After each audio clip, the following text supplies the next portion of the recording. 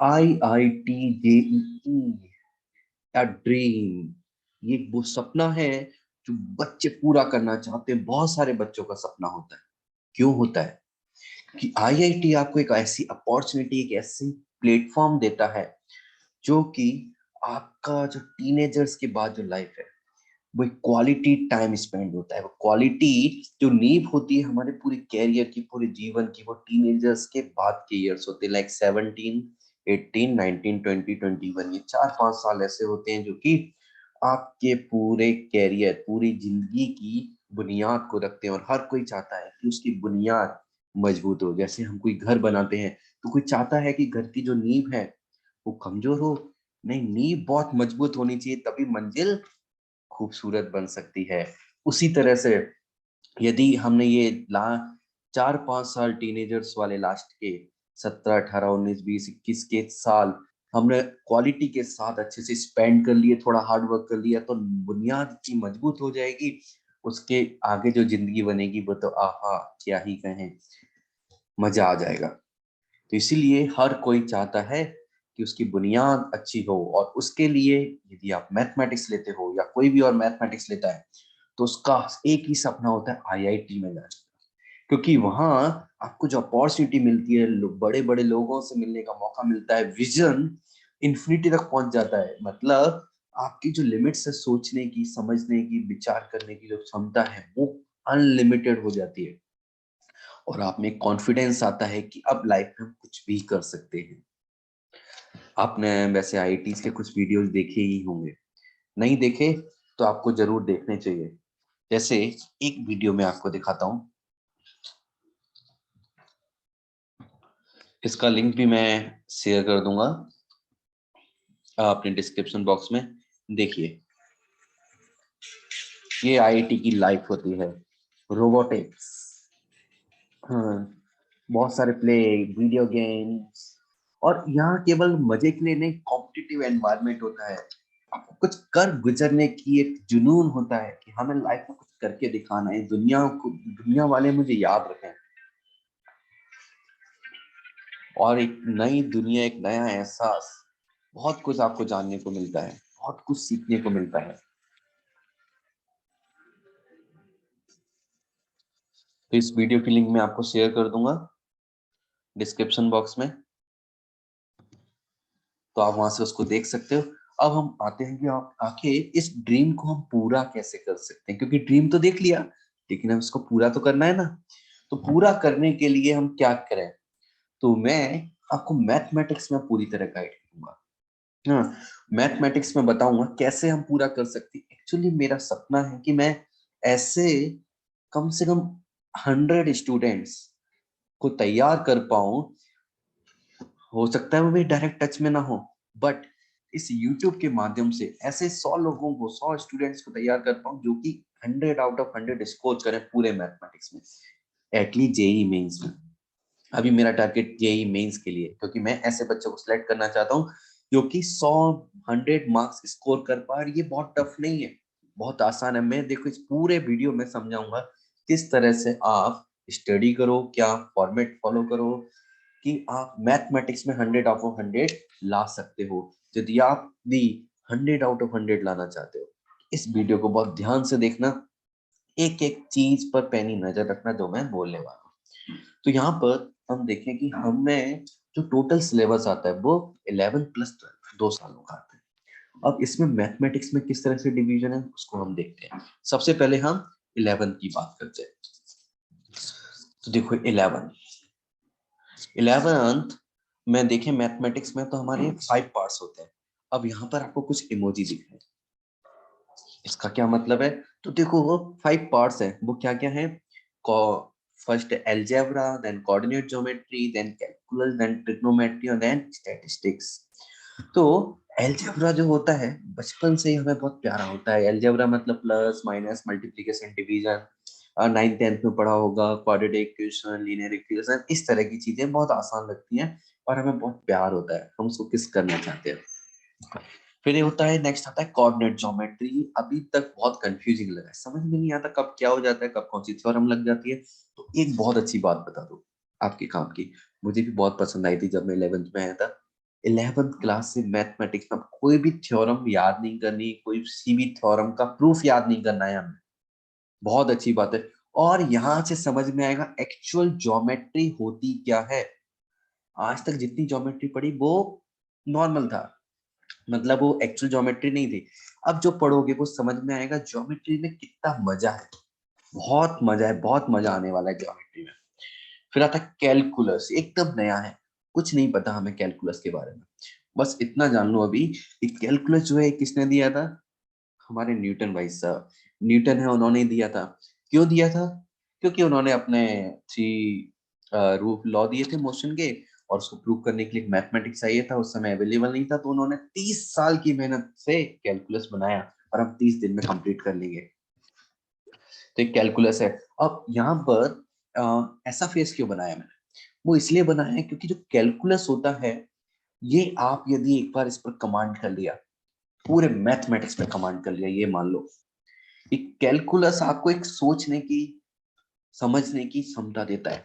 Suppose कोई chapter आपको नहीं आता, बेकार लगता है, एग्जाम में उसका क्वेश्चन आ गया, यदि आपको कैलकुलस आता है, कैलकुलस उस चैप्टर से कोई लेना देना नहीं है, लेकिन कैलकुलस आपके ब्रेन को इस तरह डेवलप कर देगा, आपकी सोचने समझने की क्षमता को इस तरह डेवलप कर देगा, आप फिर भी एक अटेम्प्ट कर सकते हो। 50 to 60% चांस है कि आप सही आंसर लगा के आओ। कोई कॉन्सेप्ट नहीं पता, कुछ नहीं पता, फिर भी ये कैलकुलस की पावर होती है। और कैलकुलस को में मिस्टेक करते हैं, तो ध्यान देना क्या मिस्टेक करते हैं स्टूडेंट्स, वो इससे डर जाते हैं। क्यों डर जाते हैं? क्योंकि बेसिक्स पर ध्यान नहीं देते, और बेसिक्स पर ध्यान नहीं देते और ऊपर ऊपर से पढ़ लेते हैं, तो इससे ना उनको बहुत लगता है कि बहुत टिपिकल है। जबकि इसको बेसिक से पढ़ोगे तो इतना मजा आएगा कि कहीं पर आप रेलवे स्टेशन पर हो, ट्रेन का इंतजार कर रहे हो, दो बच्चे बैठे हो, उन्होंने कैलकुलस का केवल सी बोला, एकदम आप खींचे चले जाओगे कि अरे सी, कैलकुलस कैलकुलस की बात करो, बताओ कैसा क्वेश्चन है, मुझे दो, मैं करके दिखाता हूँ, मैं समझाता हूँ। इतना परफेक्ट हो जाओगे यार, एक बार आप पढ़ के देखना। फिर आता है ट्रिग्नोमेट्री। थोड़ा बोरिंग सा लगता है कुछ लोगों को, क्यों? और लेकिन ये है कि ये मजबूत होना चाहिए, क्योंकि ऐसा कोई चैप्टर नहीं है जहाँ ट्रिग्नोमेट्री इंक्लूड नहीं हो सकता। इनफैक्ट इंजीनियरिंग कॉलेज में चले जाओगे या बीएस कोई भी किसी भी लाइन में जाओगे, बैंक की कोई तैयारी करते, हर जगह ट्रिग्नोमेट्री आता है, तो बहुत इंपॉर्टेंट है, तो इसे बोर नहीं होना है। और एक स्टेटिस्टिक्स, सबसे आसान चैप्टर, जिसमें दिमाग तो बिल्कुल लगता ही नहीं है, केवल क्या लगता है? केवल मेहनत लगती है, गधे की तरह कैलकुलेशन करो, मेहनत करो, इसलिए लोगों को आसान लगता है। और ये जेई एडवांस का पार्ट नहीं है, ओनली जेई मेंस का पार्ट है। क्योंकि एडवांस, एडवांस मतलब क्या? आईआईटी में जाना, और आईआईटी गधों को प्रोड्यूस नहीं करना चाहता। क्या? आईआईटियंस वो होते हैं जो एक जो नेशन का निर्माण करते हैं, एक जो देश है उसको आगे लेके जाते हैं। क्या गधों की जरूरत है देश को आगे ले जाने के लिए? नहीं, लीडर्स की जरूरत है। इसलिए स्टैटिस्टिक्स को एडवांस के सिलेबस से हटा दिया गया। अब जरा इन सिलेबस को हम ध्यान से देखते हैं। एलजेब्रा, तो एलजेब्रा यदि हम देखें तो यहाँ पर चैप्टर आते हैं जैसे complex number, theory of equation. तो कॉम्प्लेक्स नंबर एक चैप्टर है, अपने आप में अमेजिंग चैप्टर है, इसके बारे में हम थोड़ा बात करते हैं। कॉम्प्लेक्स नंबर, इसमें भी टू पार्ट्स होते हैं, एक एलजेब्रा पार्ट होता है, एक ज्योमेट्री पार्ट होता है। तो रियल में देखा जाए, एक सीक्रेट बताऊं, कॉम्प्लेक्स नंबर आपका पूरा मैथमेटिक्स कवर करता है, मतलब 11th का भी और 12th का, पूरी 2D ज्योमेट्री, पूरा वेक्टर अलजेब्रा 12th का, कैलकुलस भी आता है, अलजेब्रा भी, एवरीथिंग। और हम हर कुछ सीखेंगे, बस पेशेंस रखो। और ये बहुत इंपॉर्टेंट चैप्टर है, एडवांस के लिए भी और मेंस के लिए। नेक्स्ट है theory of equations. Theory of equations क्या होता है? ये उसी तरह लाइक पॉलिनोमियल 9th और 10th में पढ़ा है। तो यहाँ पर अलग अलग तरह की इक्वेशन, जैसे लीनियर इक्वेशंस को हम सॉल्व करना सीखते हैं, क्वाड्रेटिक इक्वेशन को सॉल्व करना सीखते हैं, cubic equation, even by quadratic, और उससे बड़ी जितनी भी इक्वेशंस हैं, पावर 100 आ जाए, पावर 1000 आ जाए, एनीथिंग हायर डिग्री, सभी इक्वेशंस को सॉल्व किया जाता है, इसलिए इसका जनरल नाम रखा गया है थ्योरी ऑफ इक्वेशंस। फिर आता है हमारा सीक्वेंस एंड सीरीज। ये क्या होता है? इसके अंदर चीजें होती हैं, एपी अर्थमेटिक प्रोग्रेशन 10th में आप लोगों ने पढ़ाई है, जीपी आगे पढ़ते हो ज्योमेट्रिक प्रोग्रेशन, 11th क्लास में एचपी हार्मोनिक प्रोग्रेशन। इसका ये ज्यादा इंपॉर्टेंट नहीं है, यदि हम जेई के पॉइंट ऑफ व्यू से देखें, पर फिर भी ये हमें आना चाहिए, कभी कभी यूज आता है और कभी इनडायरेक्टली क्वेश्चन पर पूछ लिया जाता है। फिर एजीपी, एजीपी क्या होता है? जब एपी और जीपी दोनों को मिक्स करके एक कोई सीरीज बना दी, उसको बोलते हैं एजीपी। उसका नाम होता है अर्थमेटिक ज्योमेट्रिक प्रोग्रेशन। और उसके बाद आती है स्पेशल सीरीज, कुछ ऐसी सीरीज ना ही एपी है, ना ही जीपी है, ना ही एचपी, ना ही एजीपी है, कुछ अलग ही फॉलो करती हैं, उसको भी हम सॉल्व करना सीखते हैं इसमें। Next, binomial theorem. Binomial theorem जो है, ये बाइनोमियल थ्योरम एक बहुत अच्छा चैप्टर है।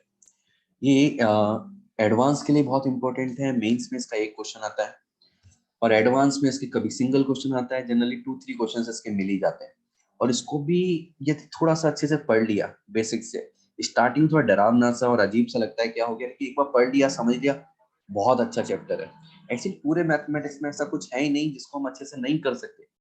बस चीज क्या है जो हमें ध्यान रखना है, हमें हर चीज बेसिक से करनी है। बेसिक से ध्यान रखना है, हर चीज की जो क्या बोल सकते हैं, उसका जो मोटिव है उसको समझना है, उसकी फीलिंग्स लेनी है ना, उसको उससे कनेक्ट करना है, हमें दोस्ती करनी है मैथमेटिक्स से, ऐसा समझ लो।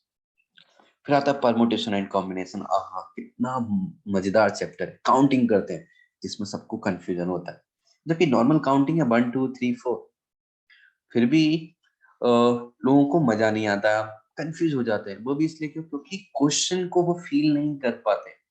यहाँ पर परमुटेशन कॉम्बिनेशन में हमें मैथमेटिकल स्किल्स से ज्यादा कॉमन सेंस की ज्यादा जरूरत होती है। एंड ऐसा कहते हैं ना, common sense not so common. तो हमें वो कॉमन सेंस डेवलप करना है।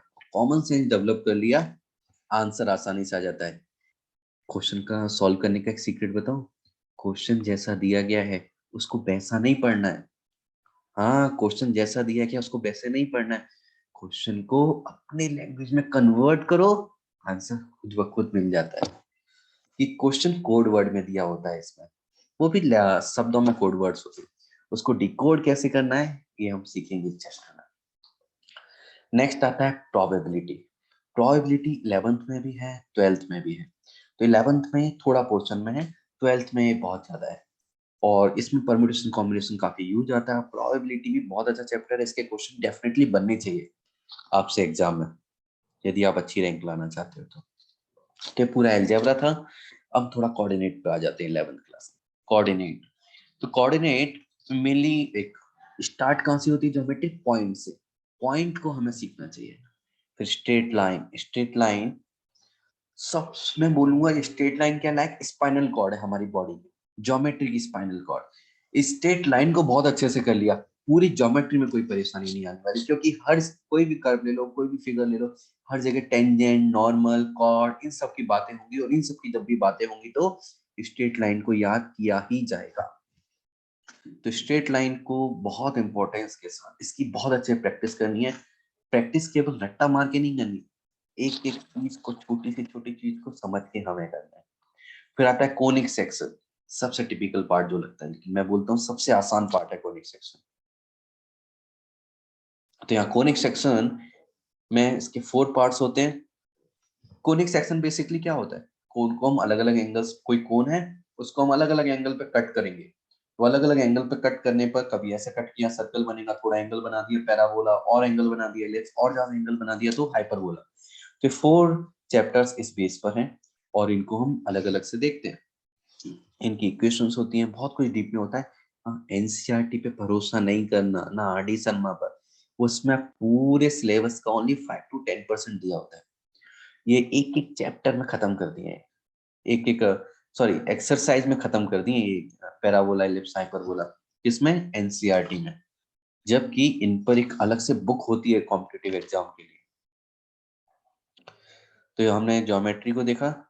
कैलकुलस मेरा फेवरेट पार्ट, और आपका भी, सबका फेवरेट होना चाहिए। सेट्स बहुत बेसिक चीज है, सेट्स को हम पढ़ते हैं। इनइक्वलिटी मोस्ट इंपॉर्टेंट, यदि आपको ब्रेन डेवलप करना है ना, इनइक्वलिटी से अच्छी कोई भी चीज नहीं। मैं तो ये बोलता हूँ स्टार्टिंग के 15-20 दिन, एक महीना पूरा इनइक्वलिटी पे डेडिकेटेड होना चाहिए। और मैं ये 2023 के लिए पूरा एक कोर्स डिजाइन करने वाला हूँ। यूट्यूब पे डेली वीडियो जाएंगे रेगुलरली, और इसमें इनइक्वालिटीज को इस लेवल तक लेके जाऊंगा, बेसिक से एडवांस। क्वेश्चन को देखा नहीं कि आंसर मिल जाए, without pen and paper answer निकालना हमें सीखना है। ये उसके बाद रिलेशन एंड फंक्शन, जो कि सबसे ज्यादा टफ लगता है लोगों को, लेकिन मलाई है मैथमेटिक्स की। इसको बोलते हैं ना, इसको पढ़ डाला तो लाइफ जिंगा लाला। ये फंक्शन इतना अच्छा होता है, मैंने बोला ना, क्या हमें क्या कैपेबिलिटी देता है, चैप्टर आए नहीं आए एग्जाम में हमें ताकत होती है, इतना दिमाग हो जाता है कि उस क्वेश्चन को ट्राई तो कर ही सकते हैं। 50 to 60% चांस है कि आंसर तो निकाल ही देंगे, सही आंसर पता लगा लेंगे चारों में से। फिर होता है लिमिट्स। लिमिट्स एडवांस के लिए बहुत अच्छा है, इसका क्वेश्चन डेफिनेटली बनेगा, ऐसा हो ही नहीं सकता। यदि आपने अच्छे से थोड़ा सा पढ़ लिया बहुत बनेगा, बिल्कुल बनेगा ही बनेगा। Next trigonometry. ट्रिग्नोमेट्री के बारे में मैंने बताया, इसको अच्छे से पढ़ना है, इसका साथ कभी नहीं छोड़ना है, इसको समय समय पर याद करके थोड़ा थोड़े क्वेश्चन से रिवीजन करते रहना है। स्टैटिस्टिक्स ओनली जेईई मेंस में एक क्वेश्चन आता है, तो इसको एट लास्ट, मतलब एग्जाम से 1 महीने या 2 महीने पहले ही इसको सॉल्व करना, इसको सीखना। उससे पहले इसको बिल्कुल नहीं सीखना है, बिल्कुल इसके बारे में बात नहीं करनी है, क्योंकि ओनली मेंस में आना है, एक क्वेश्चन आना है, और ये टिपिकली बहुत आसान है। विद इन 2-3 डेज में आप इसको पूरा कमांड कर सकते हैं। हम इसको पूरा अच्छे से देखेंगे। तो ये हमारा 11th क्लास का था। अब एक बार हम 12th क्लास पर नजर डालते हैं। इसमें वही algebra, coordinate geometry, calculus and trigonometry. तो जो अलजेब्रा है, इसमें अलजेब्रा में मेनली 2 चैप्टर्स रहते हैं, मैट्राइस एंड डिटरमिनेंट। बहुत आसान चैप्टर है, बस थोड़ा सा हमें लिखने का तरीका, मल्टीप्लीकेशन एडिशन थोड़ा सीखना है, कुछ प्रॉपर्टी थी, बस काम खत्म। इसका भी क्वेश्चन डेफिनेटली आपसे बनेगा। यहाँ कोऑर्डिनेट ज्योमेट्री कैसी होती है, 3D ज्योमेट्री होती है।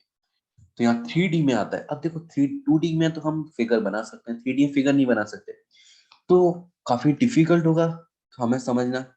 हाँ डिफिकल्ट होगा, लेकिन आप यकीन मानो, 3D जब आप पढ़ोगे ना, तो आप खुद से रियलाइज करोगे कि 2D जो पढ़ी थी ना, 2D तो के कंपेयर में 3D तो कुछ हुआ नहीं, तो जरा सा है।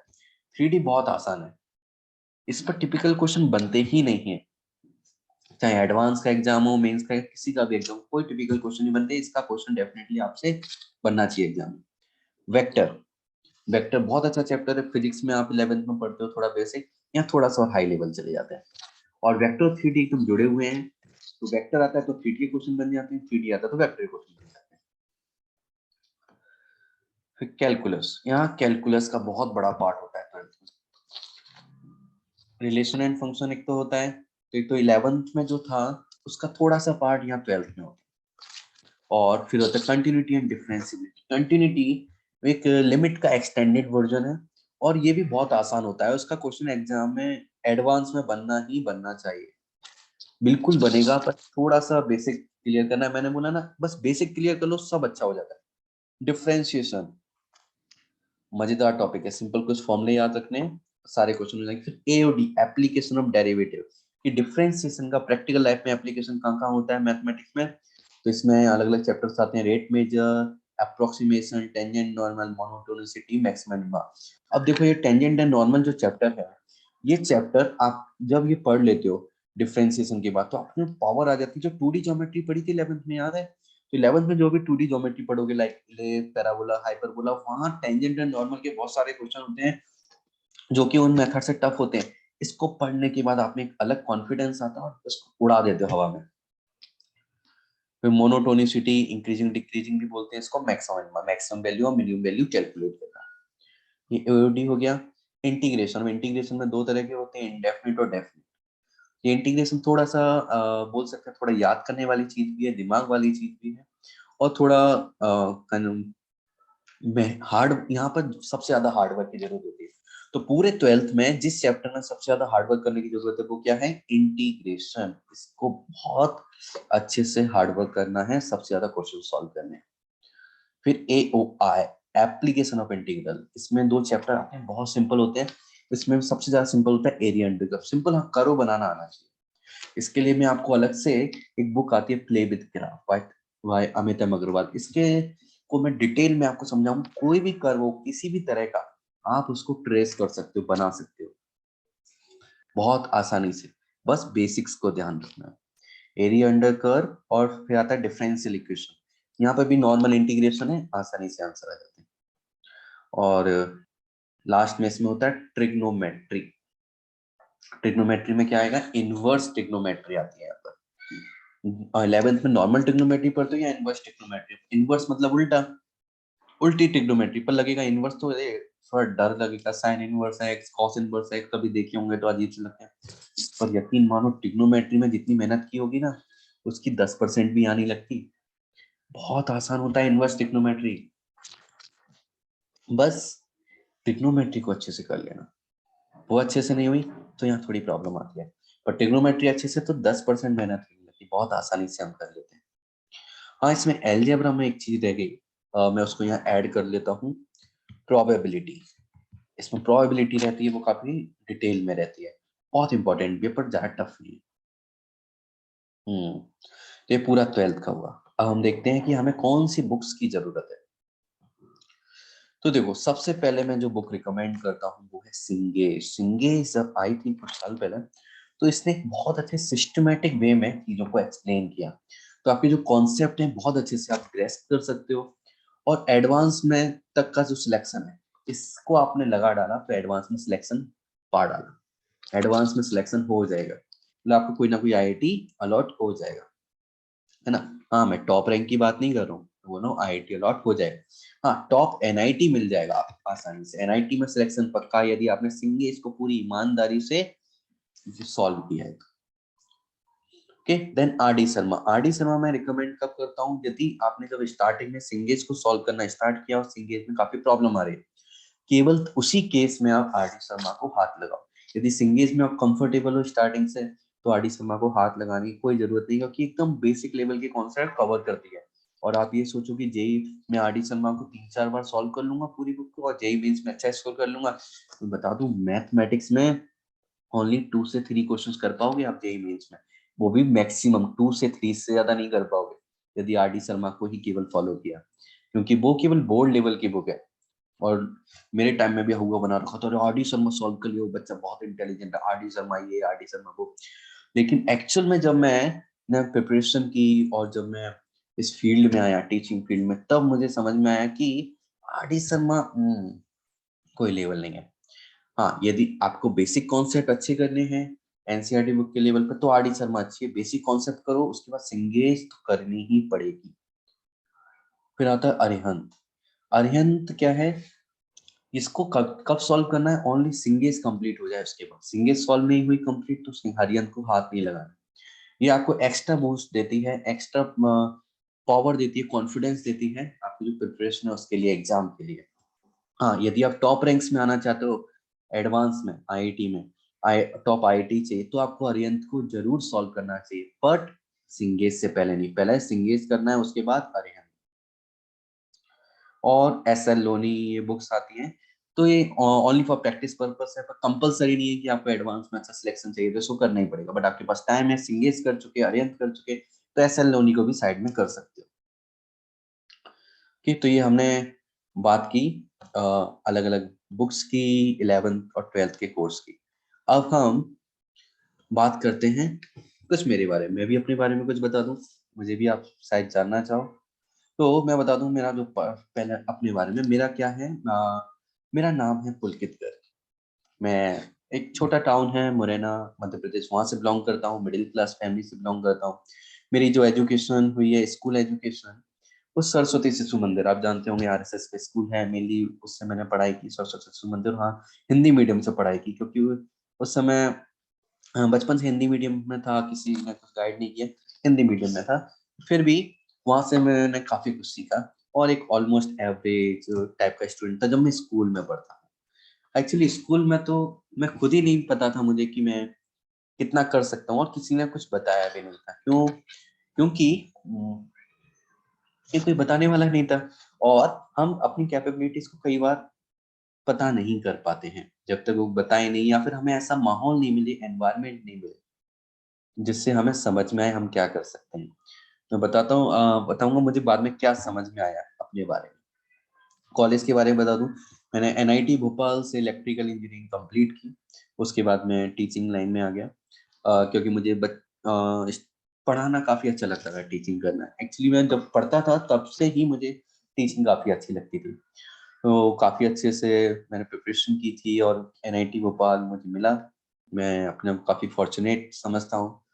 काफी अच्छे से प्रिपरेशन की, एब्सोल्युटली हार्ड वर्क किया था। कैसे प्रिपरेशन की थी? तो स्कूल टाइम में तो अपने शहर में की थी। एक्चुअली 12th तक मैंने शहर में की। 11th 12th में बिकॉज ऑफ फाइनेंशियल इशू और प्रॉब्लम्स की वजह से मैं बाहर नहीं जा पाया। उसमें कोटा का काफी नाम था। ओनली कोटा ही एक ऐसा प्लेस था, ज्यादा और इंस्टीट्यूट थे नहीं पूरे इंडिया में। तो वहां जाना चाहता था लेकिन मैं जा नहीं पाया अनफॉर्चुनेटली। लेकिन फिर आफ्टर 12th में एक साल के लिए ड्रॉप लेकर एलएन कोटा गया। उस समय एलएन ने आई थिंक सेकेंड या थर्ड ईयर था, आई थिंक सेकेंड ईयर था जब उन्होंने इंजीनियरिंग वाला स्टार्ट किया था। मैं गया था 2010 में। उससे पहले वो 2008 तक ओनली मेडिकल चलाते थे। और उसकी उस समय फीस भी आई थिंक 38,000 समथिंग, 38,443 इस तरह की कुछ फीस थी। उसमें मैं वहां गया था। और जब मैं वहां गया और मैंने एक्सप्लोर की चीजें, मुझे पता चला कि मैं एवरेज क्यों था स्कूल में। क्योंकि स्कूल में केवल रट्टाफिकेशन चलता था, कि रट्टो याद करो और एग्जाम में लिखो। और मुझे उसमें बहुत आलस आता। लेकिन कोई लॉजिकल चीज दे दे, दिमाग की चीज दे दे, जैसे कि जेई में ऑब्जेक्टिव क्वेश्चन आते हैं, ये नहीं कि कौन कितना बड़ा आंसर लिख सकता है। जबकि मैं एमपी बोर्ड में था, वहाँ जितना बड़ा आंसर लिखोगे, जितने पेज भरोगे, उतने मार्क्स मिलते थे। इसलिए मैं एवरेज था। लेकिन यहाँ लॉजिक का काम था, इसलिए मुझे काफी मजा आया और अच्छा हुआ। और मैंने 19 सिल्वर मेडल जीता। मुझे खुद भरोसा नहीं था कि मैं 19 सिल्वर मेडल जीत सकता हूँ। एक्चुअली एलएन में टॉप 10 स्टूडेंट जो होते थे, पूरे इंजीनियरिंग जो जो पढ़ रहे हैं बैच में, आई थिंक मेरे बैच में 800 स्टूडेंट थे। उसमें टॉप 10 में आने पर हमेशा एक मेडल मिलता था। फिर बाद में टोटल जितने स्टूडेंट थे, टोटल 20,000 स्टूडेंट थे, उसमें भी उसमें टॉप 20 में आने पर मेडल मिलता। तो मुझे 19 सिल्वर मेडल। मुझे पहले यकीन नहीं था कि मैं ऐसा कुछ कर पाऊंगा जब मैं स्कूल में था। लेकिन जब अपॉर्चुनिटी मिली, लॉजिकल बातें हुई, लॉजिकल क्वेश्चंस आए, दिमाग वाली चीजें हुई, तो मुझे समझ में आई मेरी कैपेबिलिटी। टीचिंग एक्सपीरियंस तो मुझे 7 साल से ज्यादा हो गए पढ़ाते हुए। सबसे पहले मैंने एलएन में पढ़ाई स्टार्ट की। ड्रॉपर में मैंने प्रिपरेशन किया, फिर मैं एनआईटी भोपाल में आया। एनआईटी भोपाल के बाद मैंने डिसाइड किया मुझे टीचिंग जर्नी है। और टीचिंग का कैरियर भी कहाँ से स्टार्ट हुआ? अगेन एलएन कोटा से। वहाँ कोटा में मैंने पढ़ाया कुछ साल, फिर कुछ टाइम, फिर चैतन्य अकेडमी पुणे में एक वहाँ पढ़ाया, चाणक्य फाउंडेशन में पढ़ाया, फिर खुद का स्टार्टअप स्टार्ट किया। और अब मैं यूट्यूब के माध्यम से पूरे इंडिया को जो भी नीडी है उन सबको पढ़ाना चाहता हूँ। मेरा विजन भी यही है कि मैं इस जो नॉलेज है, इसका जो एक्सेस है, मैं किसको देना चाहता हूँ? मैं स्पेलिंग थोड़ी मिस्टेक हुई। मैं एक्सेस पूरे इस नॉलेज का सभी को देना चाहता हूँ जो कि इच्छा रखते हैं आईआईटी में जाने की, मैथमेटिक्स में 100 आउट ऑफ 100 मार्क्स लाने की, और उनके अंदर स्किल है। स्किल नहीं भी है तो कोई दिक्कत नहीं है, हम उनको स्किल प्रोवाइड करा देंगे। यदि वो डेली पढ़ेंगे, अच्छे से पढ़ेंगे, सिंसियरिटी के साथ, तो स्किल तो आ जाएगी। स्किल क्रिएट की जाती है, होती नहीं है। बस क्या इच्छा होनी चाहिए। और ऐसे लोग जिनको जरूरत है, जो कि बड़े बड़े इंस्टीट्यूट में फीस पे नहीं कर सकते हैं, वो इस प्लेटफॉर्म पर आ सकते हैं और अच्छा स्कोर कर सकते हैं। और यही मेरा डिजायर है कि एटलीस्ट 100 स्टूडेंट्स में इस साल तैयार कर पाऊं, जो कि 2023 जेईई मेंस में 100 आउट ऑफ 100 स्कोर कर पाए। क्या आप भी 100 आउट ऑफ 100 स्कोर करना चाहते हो? मैटर नहीं करता कि आप मैथमेटिक्स में फेल होते थे। ये मैटर नहीं करता कि आप मैथ में 100 में से 10 मार्क्स आते हैं, 5 मार्क्स आते हैं, कुछ मैटर नहीं करता। इवन 0 मार्क्स आते हैं, निगेटिव आते हैं, नो मैटर। आपको मैथमेटिक्स आज तक अच्छा नहीं लगा, कोई बात नहीं। आज से यदि आपके मन में इच्छा है कि नहीं, मुझे मैथ नहीं आता बट मैथ सीखना चाहता हूँ, मुझे आज तक मैंने कुछ अचीवमेंट नहीं किया पर मैं अब 100 आउट ऑफ 100 मार्क्स लेके आना चाहता हूँ जेईई मेंस में, तो आप आज से तैयार हो जाइए। और मैं डेली यहाँ रेगुलर बेसिस पर वीडियोस डालूंगा। उस वीडियोस को अच्छे से पढ़िए। कोई डाउट आता है आप कमेंट बॉक्स में डाउट्स बताइए। हर एक चीज को सॉल्व किया जाएगा मेरी तरफ से। मैं ये एक यदि 100 स्टूडेंट्स में से कोई एक भी अच्छे से प्रिपरेशन करता है, इस पूरे इंडिया में कोई एक भी अच्छे प्रिपरेशन करता है, तो मैं अपनी मेहनत को सक्सेस समझूंगा। So thank you very much. ये हमने इतना सब डिस्कस किया। अब मिलते हैं। आज स्टार्टिंग कहाँ से करेंगे हम? कैलकुलस से। तो कैलकुलस में भी कहाँ से? इनइक्वलिटी से। इनइक्वलिटी में भी थोड़ा सा हम बात करेंगे सेट्स की, वहां से हम स्टार्ट करेंगे। Thank you. हम मिलते हैं हमारे नेक्स्ट वीडियो में।